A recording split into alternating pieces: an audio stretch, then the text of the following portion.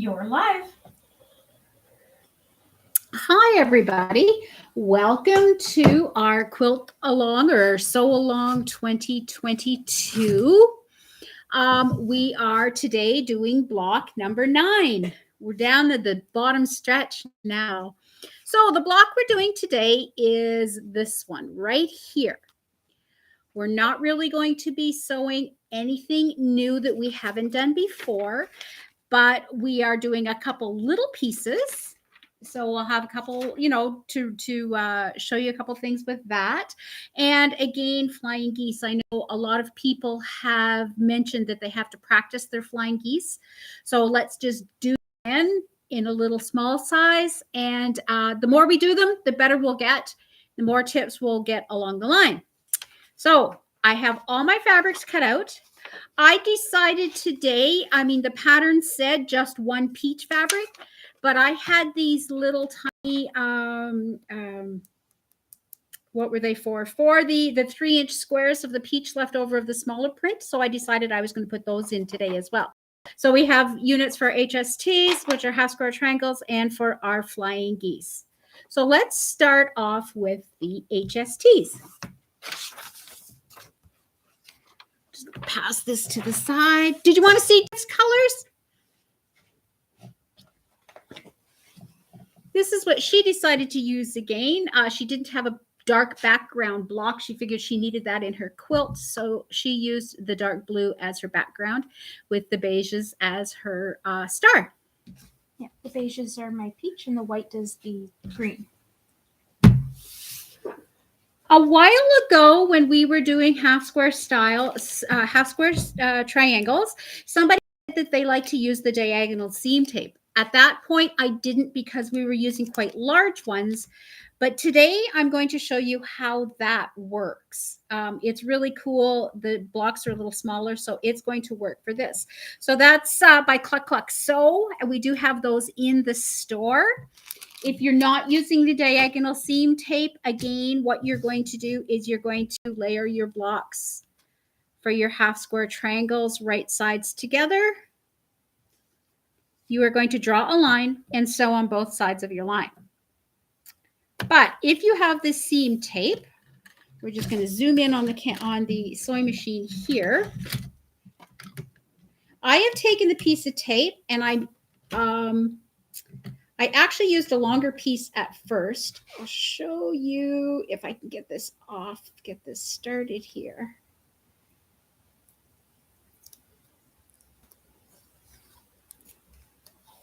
I held it behind my sewing machine like this, and I aligned up so my needle, are we okay? Okay. So I aligned up so my needle went directly into the center of the red strip, the strip that's down the side. I laid a ruler along the edge of my sewing machine so I could get this tape, and it's just a washi tape, or they call it washi tape. It's just a paper tape that's sticky. I can remove it and it doesn't leave residue on my machine. So the red line is lined up exactly, and there's a 1/4 inch line on both sides. So here's how we sew with this. I'm just going to throw my leader in there. So on the end going under my foot, I know that my corner is going to be right at the edge of my 1/4 inch foot. And the bottom point right here, I am going to line that point up with my 1/4 inch line. Remember, I want to sew a 1/4 inch from the corner.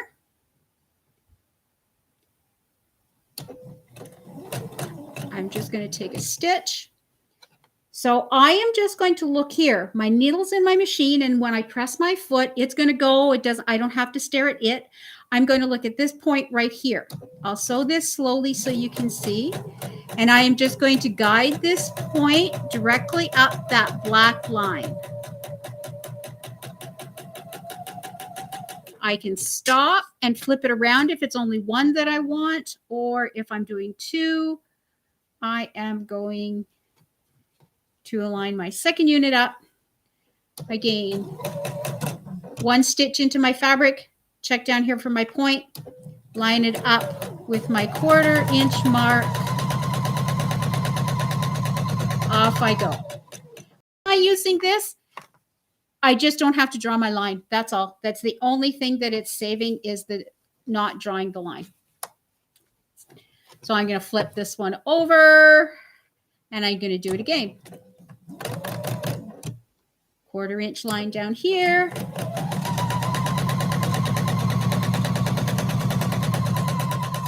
That would actually save a lot of time if you were doing dozens of If them. you're doing hundreds of flying geese, and I know there's some quilts that do carry hundreds of flying geese or half square triangles, sorry, half square, but they have the whole quilt would just be half square triangles. So this does save a whole heck of a lot of time.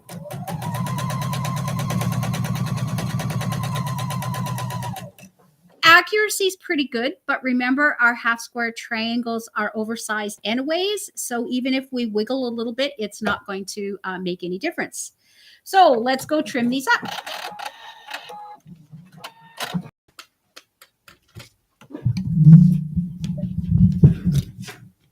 Oh, I gotta cut. All I'm going to do is align my ruler on the points of my square and sort of cut in between my 2 seams. Now I am going to press towards the dark.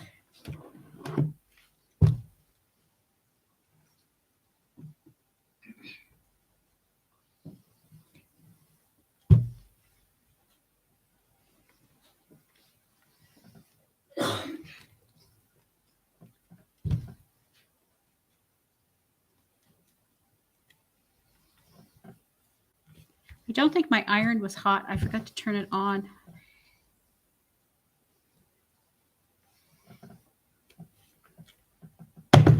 That's the one thing about the irons that have the automatic, they automatically turn off. Okay, so if you were lucky enough to buy the block lock sets, we have this little 2.5 inch triangle. It's one of my cutest favorite rulers because all I have to do is align it up on my fabric and I just get to square all the way around. So if you know me and I've taken classes, stuff like that, my mouth doesn't usually stop. So this way, I really don't have to think about lining it up on my ruler. I just get to use this cutest little ruler ever and just square up. So I got the top 2. If I had my spinny mat, my rotating mat, it would be even better. And off we go. Thank you, Tiffany. Another point, remember when you're putting your ruler down, if you try to butt it onto your seam and your seam line does not go from corner to corner, it's just that our ruler's upside down. We're just going to flip it around. You know, the first time I bought a 2.5 inch square, I bought it because I just thought it was really cute. And it is. But I didn't realize how often it comes in handy and how often that I actually use it.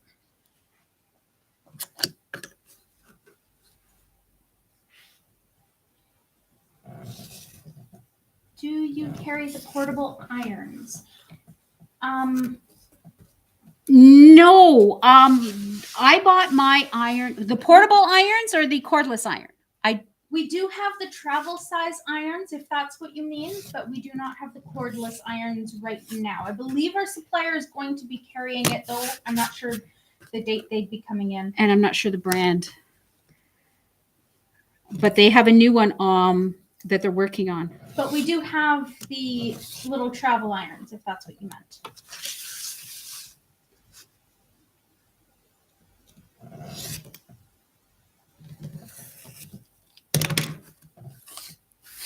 So now that I have these 4 little half square triangles, I am going to set them up to make my actual unit. Where did my paper go? Oh, there it is. It's underneath. So what I want to do is what I'm calling this kind of a log cabin type block. We're going to sew these pieces onto our unit. So I'm going to get my 2.5-inch background square. And I am going to get my 2.5 by 4.5-inch strip, and that will be making the component units for our block. So let's start with these two. I am going to place the background square to the green side of our block and make sure that our seam is running from bottom left to top right. We don't want to twist these. So I'm just going to hold these, put them in the order that I want to sew, and I am going to just chain piece.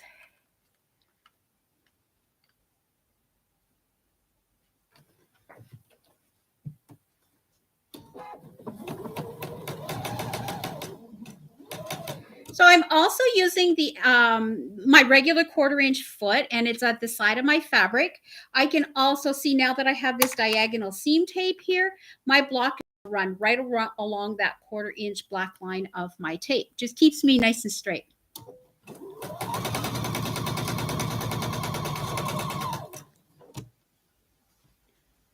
Right to left.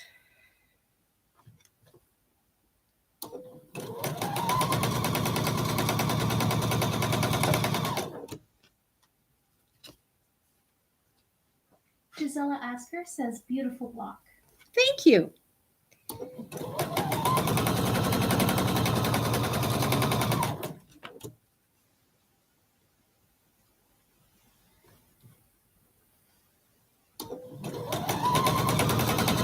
she's from Sweden. Oh, awesome. I hope the quality of our video is good today. Our weather outside is very sunny, but it is minus 14 Celsius out there today. It's quite cold.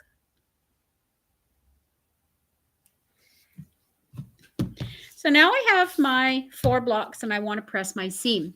When we're making anything that is kind of like a log cabin block. So what I mean by a log cabin is it starts in the center and it goes out from there. We are going to always press our seams away from our center square. So we're calling our half square triangle our center square. So we're going to press away from that. So that means to our solid square. So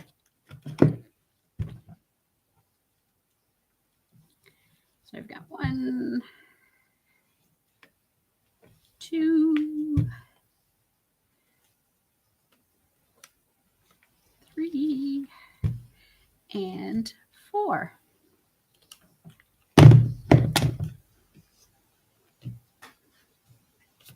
Now I am going to sew my 4.5 to the side of our unit that's also touching our half square triangle, our green part. Here's a really nice thing. This really does check your seam allowance. If I place my piece block onto the top of my 4.5 and there's a gap, that means my seam is not correct. So if my top piece is gapping in this direction, that means my seam would have been too small. Or if it would have been gapping, my back piece would be gapping, that would have mean my seam was too big and it made my front unit too small. So it's a good place to adjust. It's a nice block. A regular log cabin is a nice block to perfect your 1/4-inch seam. Because at this point, if it doesn't measure right, if it doesn't fit correctly, I can retake that seam very easily.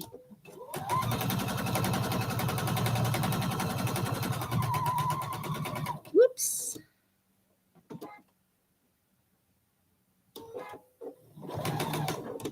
My seam went yucky there. I'm just going to...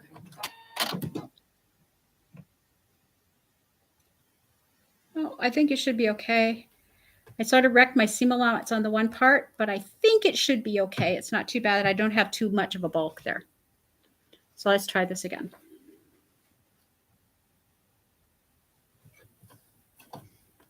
That's funny. Sweden has the same weather as us today. Cold northern wind, but sunny. Same thing. Same thing. Okay, I'm going to grab my purple thing. I don't want that seam allowance to flip like it did before. Hold my block exactly where I want it to be. Also, you want to make sure that that piece of fabric on the top is staying perfectly aligned. You don't want it to slide, or if you don't have the built-in walking foot, you want to make sure that your feed dogs are not sliding it. You can always pin that bottom. I always pin the bottom. Always. Never the top, always the bottom. Again, when I'm checking, making sure that everything's aligned up perfectly. I want to make sure that it's not pulling. If it is at this point, if I'm starting to think that I'm going to have excess fabric here, I want to make sure that it's going to be distributed evenly in between where my needle is and my pin. And then off I go.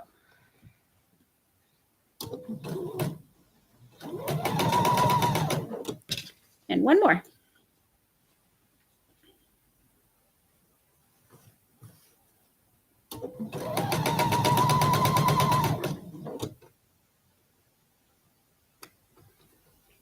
Making sure everything's aligned up perfectly.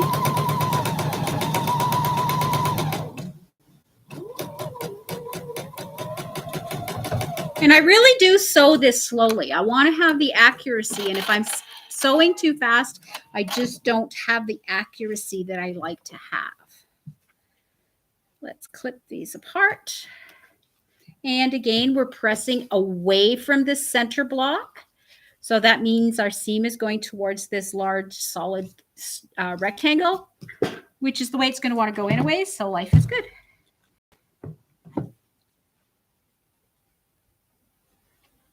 And Martine was asking about the cordless iron. So we should be having those available soon, I believe. But I'm not sure the available date. And I'm not sure of the brand. It's not this one. You're folding a... Oops. This one is a Sunbeam. I ended up getting it on Amazon. I know they're coming out with one through the quilt shops. I had seen a blurb that they're supposed to be coming out, but I'm not sure what brand it was.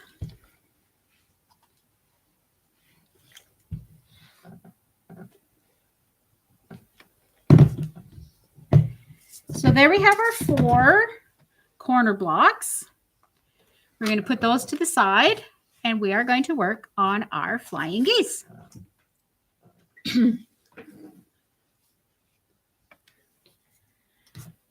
This time, because my block is too long to be able to see the corner for my diagonal seam tape, I am going to mark my line on the back of my little squares.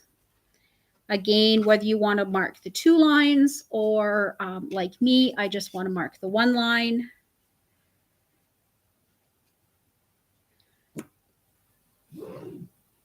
Whoops. Marking it from corner to corner. Again, I wouldn't scribble so hard if I was at home making such a hard line. I am doing it a little bit more so you can see on video.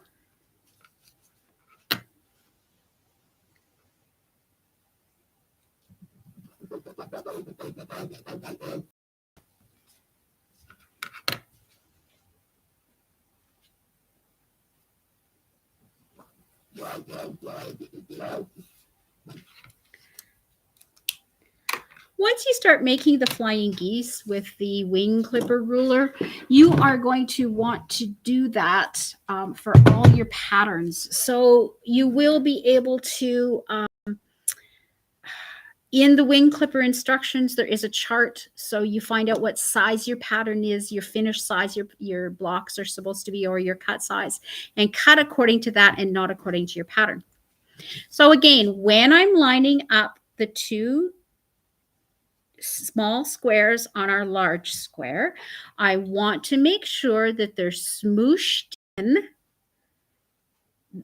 On the pattern says 1/16 of an inch, but I think mine is a little bit more than a 1/16 of an inch because I am using the scant 1/4 inch seam.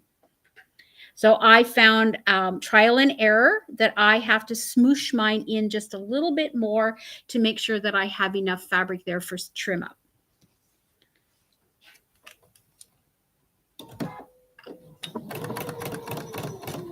So we're only making the one set. Again, I'm going to sew a 1/4 inch from each side of the line.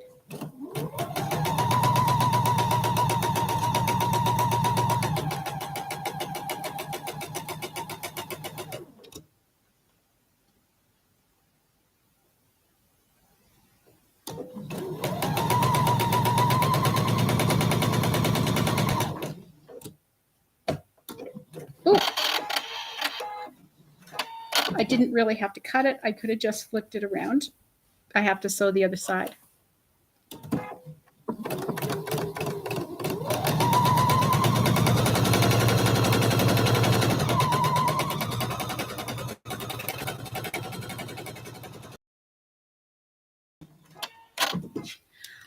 Okay, so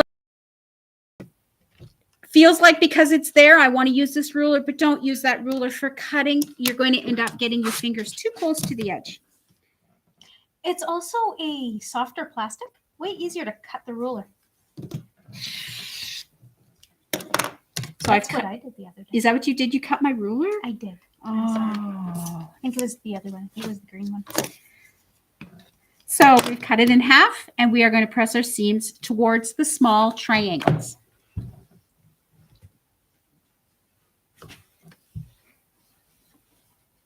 Again, remember that this is now on a bias, so we want to make sure we don't stretch it. That's why I like to open it up with my fingers first, as opposed to the iron, trying to keep that as straight as possible.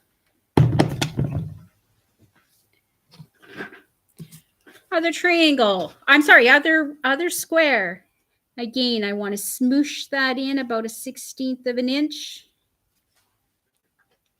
Running it in the opposite diagonal, and off we go. Let me just find my little leader there. Get rid of some of that thread. Also known as about 1.5 millimeters to those. Is it 1.5 millimeters? It's about there. I think 3 millimeters is 1/8 of an inch, so it would be 1.5 millimeters.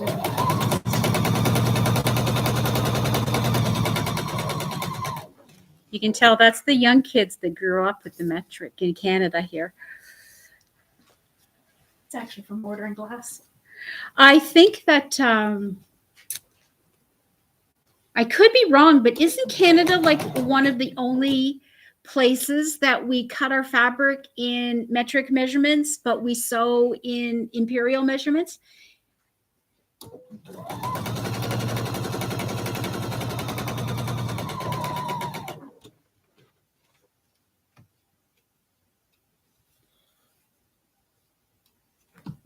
Just cutting my leader off, back down this side.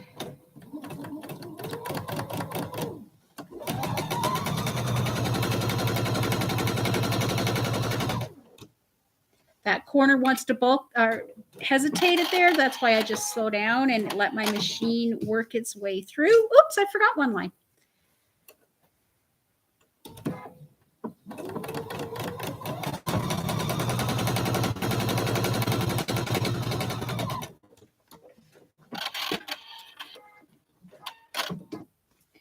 And now we'll cut these ones apart again on that drawn line or on the from corner to corner. And ta-da! We have 4 oversized flying geese. Again, pressing our seam towards our small triangle.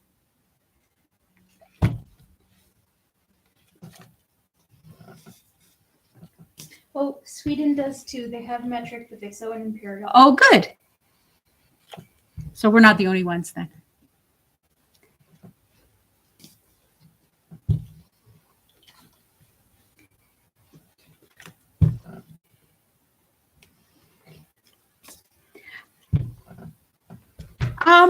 Did you take imperial measurements in school? No.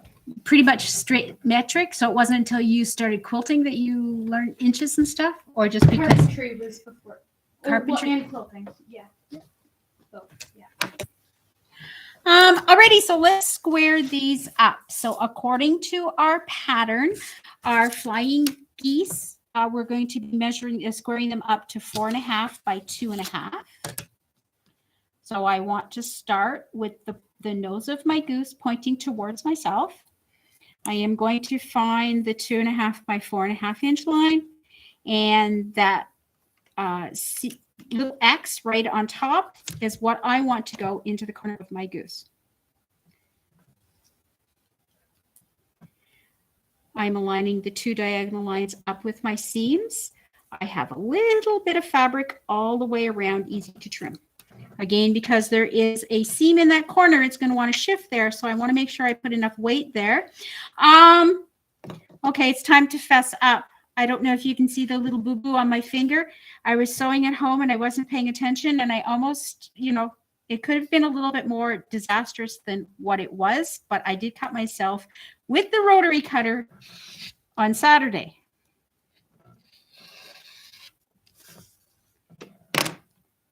Could have been a lot worse. Okay, so my 4.5 inch line, I want to put on the edge of my perfect corner that I just cut. The little X at the top is going to ensure that I have that 1/4 inch seam allowance lined up with my point.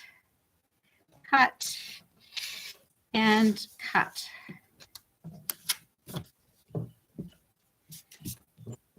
Perfect. Okay, again to my center seam lines lining up with the edge of my block. I've got fabric, a little bit of fabric all the way over. Probably can't tell, but this corner over here is not touching my actual seam underneath. So I am just going to stop with this block, and I probably stretched it a little bit while I was pressing. So I am just going to press that back where it's supposed to be. So what I'm going to do is I'm just going to put on steam on my iron. I'm just going to pull this corner over a little bit. I'm not folding over the pink or the peach, but I'm just taking this bias edge again and smooshing it up. Let's see if that helps. It wasn't off too much. Yep. Now it lines up absolutely perfectly. So if when you go to cut your flying geese, it doesn't line up, it's not necessarily that you sewed crooked. It could be that just so you stretched it a little bit with the iron. Again, another little point being, if I start over here and try to cut, I might nick the corner of my ruler. And if you've noticed your ruler starting to get a little dull on the corner, that's probably what's happening. Make sure you put your rotary cutter against your ruler, cut back, roll back a little bit, and then forward, and you'll save the corners of your tools. Again, solid lines, my little X. And if you've missed our previous streams and you're wondering why our ruler is a little foggy, it's because we have sprayed the back of it with grippy non-slip coating. So that gives it a little bit of grip on the back so it's not sliding on our block. It makes a huge, huge difference.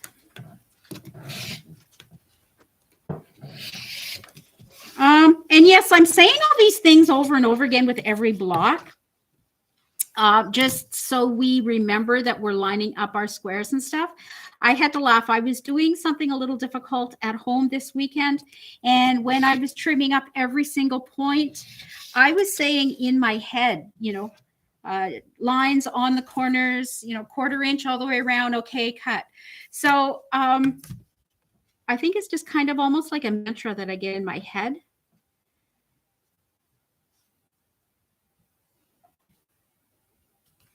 You don't really want to go inside my head. It's pretty noisy in there sometimes. But I really do every time that I square something up, think sides, corner, trim. I make less mistakes that way. I didn't say I make no mistakes, just less mistakes. So there's our flying geese. Now all we have to do is set. Oh, no, we don't. We have to do one more thing. We have to take our 2.5 by 4.5 inch green rectangles, and we're going to sew them to our flying geese. We want to sew them to the point of our flying geese. So I'm actually going to put my geese here on this side so I can, when I layer them, watch the point of my seam where they two intersect to make sure my seam allowance is going to be just to say here so I don't lose any points, any noses, any beaks of my geese.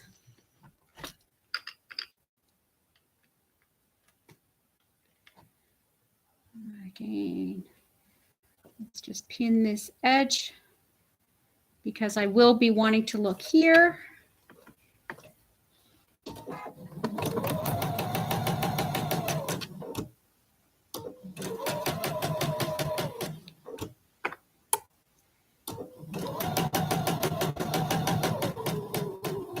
I can slow down and I can aim for that perfect nose.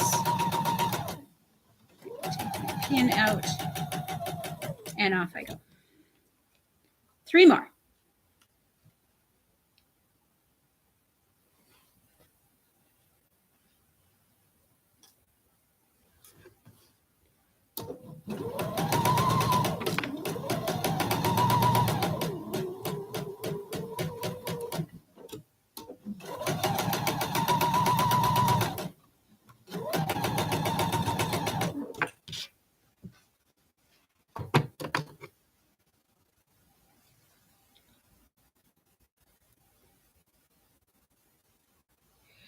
Oh, by the way, remind me, Tiffany, I don't have a purple thing at home. So remind me to buy one so I can bring one home.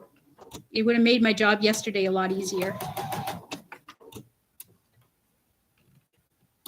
Again, I just double check to make sure that it's lined up perfectly on the edge.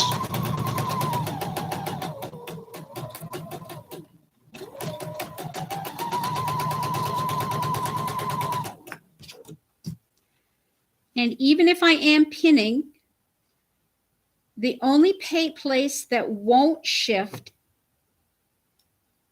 is right where the pin is. So any other piece of the block can shift. So I always check to make sure they still stay aligned in between my needle of my machine and the next pin.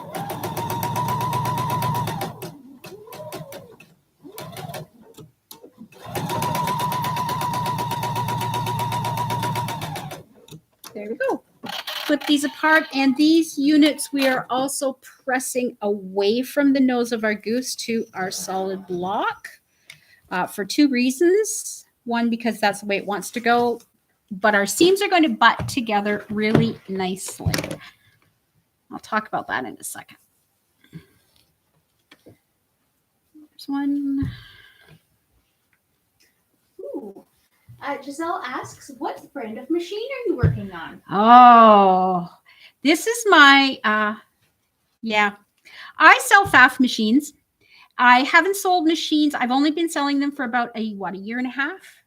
And I didn't start selling machines until I knew exactly what I wanted to. So I am sewing with the Quilt Expression 720. It is one of my most favorite machines, has some absolutely wonderful features for quilters. It has, of course, like all of the FAFs, it has the IDT, which is the integrated dual feed technology. And it's like a walking foot. So it pulls the top and the bottom layer at the same time. I love the 1/4 inch foot that they have because there's no flange on it. Everybody's eyes see differently, and I have a hard time focusing on a foot with a flange. I get a dark shadow. I cannot see whether my fabric is actually touching or if it's squished too much against the flange or not. But when I am sewing with this foot, I know exactly where my fabric is and I get a much more precise 1/4 inch seam. It has a bazillion stitches and some other really neat features for the quilter. And so check them out. They're really cool. And actually, I think they are made in Sweden, Giselle. That's where she's from. From Sweden. They could definitely be, or at least they were at one time. Or their headquarters. Their headquarters, yeah. They're definitely available in Sweden. They're a gorgeous machine made for quilt. Oh, one of the other things, it says right there, Quilt Expression 720. So if your hubby asks you to mend his pants, you can say, oh, honey, I can't mend. See, it says quilt. I can only quilt. Anyways, enough of that. Let's get back to our blog. But secretly, it does do darning. It does do. It does do zippers very nicely. It does.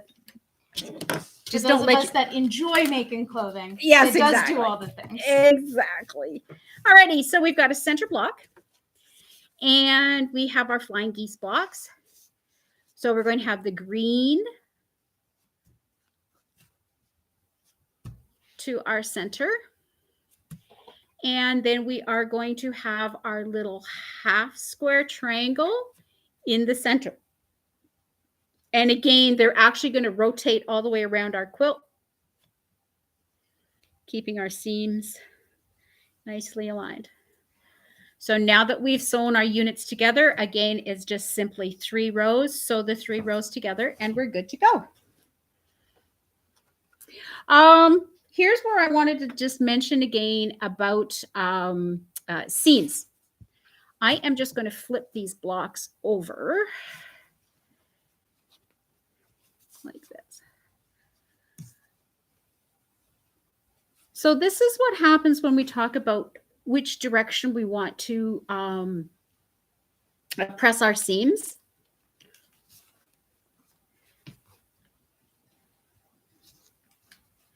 You can notice that all our seams are going to butt together really nicely. These ones are going down, these ones are going up. So we're going to get that really great intersection and not too much bulk.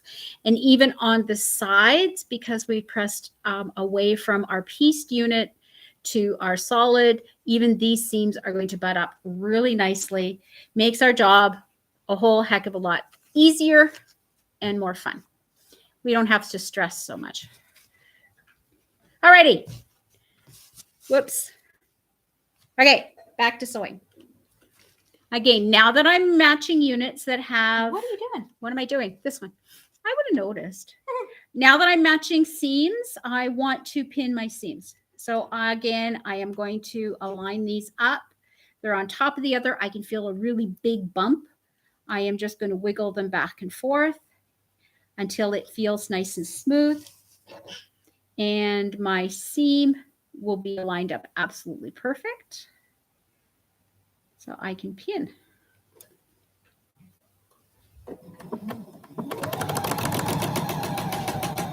Here's the other point that I like, Giselle, about these Fa Quilt Expression. When I have it in the needle down position, my foot just comes up a little bit. Absolutely amazing for when you're doing applique, but also when I'm doing chain piecing, I can literally just butt my next piece up to the needle and then begin sewing. My foot comes up when I stop, my needle down, I can adjust my fabrics, and off I go.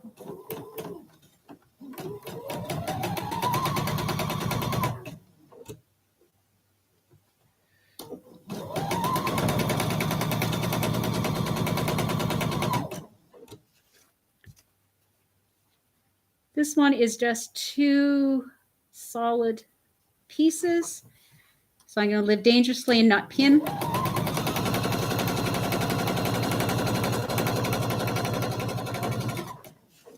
And this one has a seam. I do want to pin all my seams. I never did before, you know, but I have found that I do get a much more accurate alignment when I do.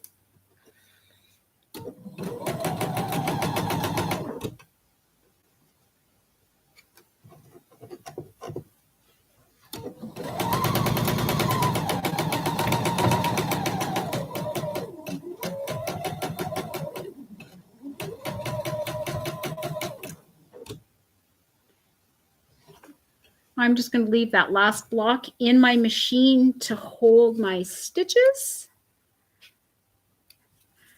Going to open this up. Make sure I'm in the right side.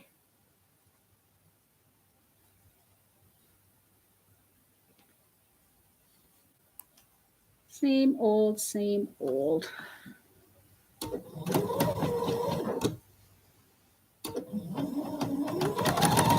Ooh, Oh. what happened? Got thread caught, I guess. Yeah. Let's just fix that.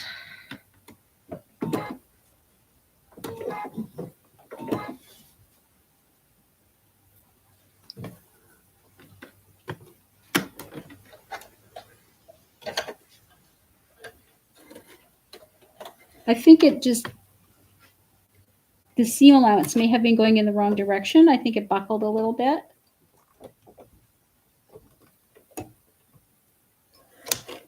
Oops. I want to try to sew.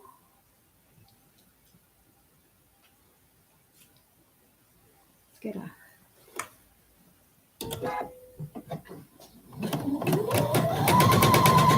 If I have a thread break or something, I always like to try to sew on another little piece of fabric, just in case maybe it was the bobbin's fault and that I might have to change it. I don't want to sew my block and just, wreck the corner or anything if I don't have to. Okay, come on now. There we go. There we go.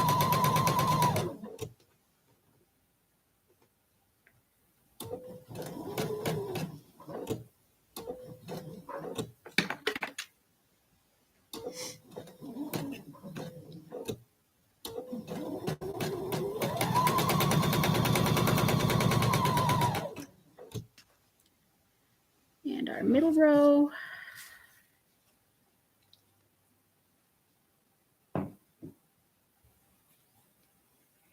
Any other quilting questions that anybody has? Not even considering this block? Is there anything else in general?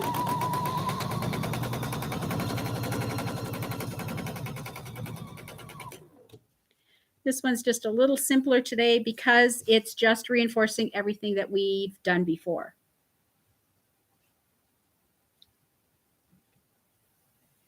Giselle, that's a really good point you make. Having a store near you to service your sewing machines is one of the most important factors in what brand of sewing machine you buy.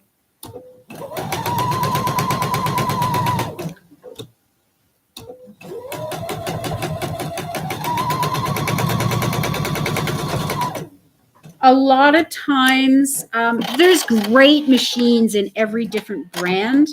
And yeah, like Tiffany said, that if you have a dealer close to you that you like dealing with, that is there for help when you need it, I definitely recommend you doing that. A question about needle size. What needle size do you Needle size. I like sewing with Aurifil 50 weight thread. So I normally use a 70-10 Schmetz universal needle. If you use a 40 weight thread, or some people would rather do an 80-12, that's perfectly fine too. I just feel with the smaller needle, in my honest opinion, I just think it makes a smaller hole and I can get my seams together a lot easier. And that's what I like to use for quilting. We have a whole array of needles that we keep on hand because we want to use the right needle for the right project. When I'm actually quilting my quilts together, I either like to use a quilting needle or a top stitch needle, and it just has the bit better strength, especially if I'm doing free motion quilting. But for my piecing, my go-to for cotton thread, cotton fabric, the 50 weight cotton thread, I like a 70-10. Just a universal. I like to change them a lot, so I don't really want to spend, the top dollar needle. I would rather save that for when I really need it. So I'm going to press my seams towards my center. in my center row. And I am going to press out away from my center on my top and my bottom row. No, Martine, that was all me. Cindy does not take sewing machines apart. Other than for cleaning. For regular cleaning, for Dusting. Not before I start a project, when I change a needle, I always want to take my plates off, take my bobbin case out, and get all that dust out from not just where the bobbin goes, but underneath the bobbin case as well. And if you do that on a regular basis, your machine is going to be much happier, and it'll work a whole heck of a lot better. Especially if you're using flannel, or when you're doing your quilting and you've got batting in it, clean it out afterwards. You would be shocked that sometimes it almost looks like felt or something, that there was a little mouse living underneath there. Alrighty, now I have more seams to pin. I'm just going to cut this thread off, get it out of my way. That's coming from my mother, because your back is supposed to look just as good as your front, and you're supposed to trim all those threads. It also helps that they don't show when you're doing the quilting too. Yeah, especially on a light fabric. Yeah. My most unfavorite quilts to quilt are white and red quilts, because of all those threads, loose threads on the back. You have to be really careful that that red thread doesn't go underneath the white, because once it's quilted, they'll shine through.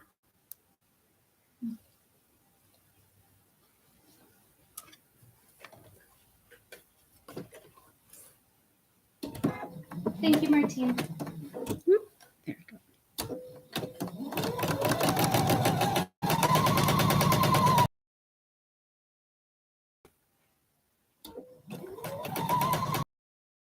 So over a pin going really fast and just flying away, because something bad could happen. You could hit your pin, you could bend it, damage it.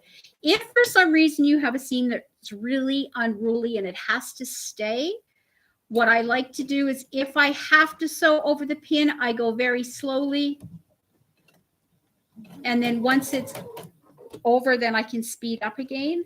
But we try not to. But I don't want to take just my seam flipped. I want to make sure that that's going in the right direction. I don't want to take the pin out now and then sew, because it's going to, it could adjust that seam. I want to make sure that that pin is in there for absolutely as long as I can. I can see that I'm just going to hit the pin, so I just pull it out of the way. But if you do have to sew over a pin, do it really slowly.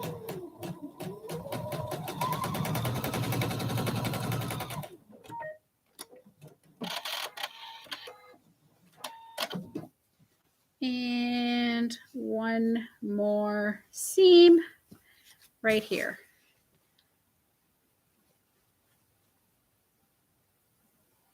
Four more pins.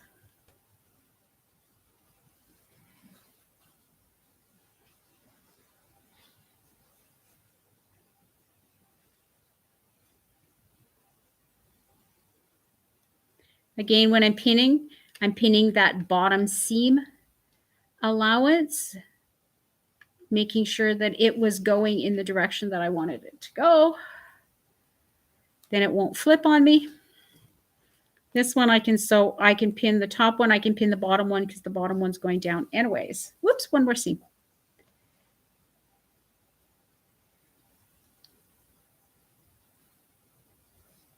This is the one that I messed up a little bit, but most of that will be in my seam allowance, so we'll be good to go.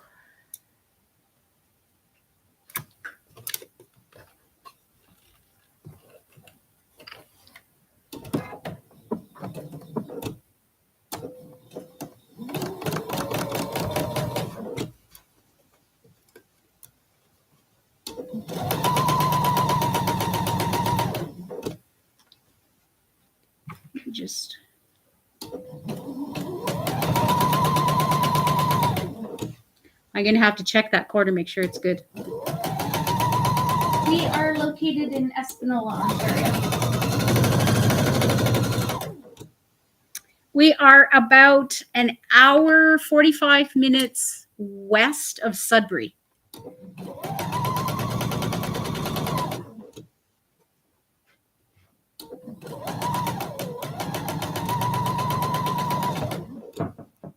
Looking at a map right on top of Manitoulin Island, the Great Lakes.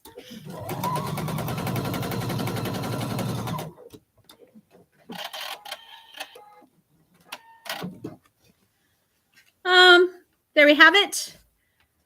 So I'm going to just press my last two seams. I do want to peek at this corner though and make sure that worked well. It's off just a smidge, but I think I'm going to live with that one.